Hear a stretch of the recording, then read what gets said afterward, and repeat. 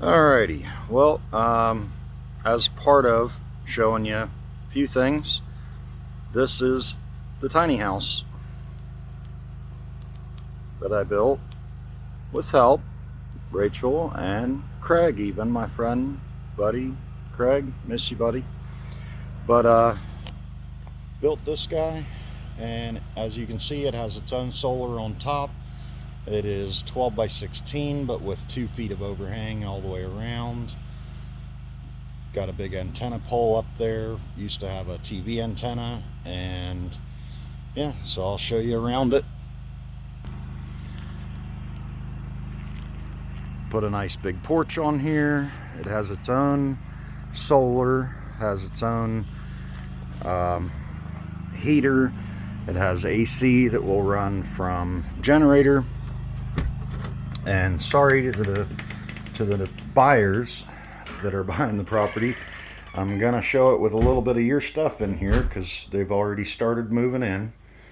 But basically, it is a somewhat high ceiling. It's not a true loft, but it is higher than the shed to home. And as you can see, I did not finish the kitchen. I did run just basic electric in to essentially each wall, each area. The bathroom here was unfinished as well. I just finished this enough to be able to move in, be comfortable, have a ceiling fan, have light, put a few little accents, some LED lighting on the shelf up there so I could display some trinkets. And then TV, DVD player, DVR for the cameras around the property, things like that. And yeah, flooring, good nice new door, good windows. The heater keeps it warm. AC, when you run the generator, keeps it cool. But it is just a nice little space. And this was home for over a year while building that guy over there, the shed to home, and of course the rest of the property. So as mentioned, this one has its own solar. It's got its own battery bank, which is just opposite this wall on the outside, with the meter right here telling you how many amp hours of usable, not total, but usable power is available. So if that goes to zero, then yeah, you should probably be turning off lights or starting a generator for the backup charger. And I'll show you that while I've got a little daylight. Alright, so from the back side, there's the back of the AC. As you can see, the plug for it just is long enough to reach out, get to a generator. The solar comes in from the roof in 2 separate wires, just because it's 2 strands of 4 panels in series. There is a shutoff for the incoming solar power there. That goes to this solar controller. It's a 60 amp Outback Power FM60. That is your backup power, and that just goes to an extension cord out and over to a generator. So if you need to charge the batteries, you can just start the generator, plug that cord in, and it will charge these batteries at about 35 amps. It has a 2000 watt Renogy Pure Sine inverter with a Victron Smart Connect shutoff, which is programmable, so you can set it so that you can protect the batteries. And the batteries are Trojan golf cart / solar batteries. 2 batteries make 12 volt. They're doubled up, so it's a series parallel configuration.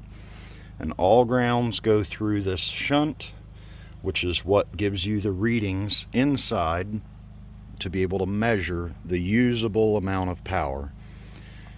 Beyond that, your 110 power comes out of the inverter, splits off to wherever it needs to go. Not all of those are in use, but you know, they're there in case needed. And pretty basic setup, pretty simple. That smart meter will shut off the power if those batteries get too low to the inverter, because that's the biggest draw. If you're running a fridge, freezer, fans, lights, anything, TV, if that shuts off, then you know the batteries are too low. So beyond that, you see a little pigtail coming down. Because I had extra, I went ahead and added some extra batteries. These are sealed batteries, not flooded, but all they're doing is supplementing a little extra capacity to the main set of batteries.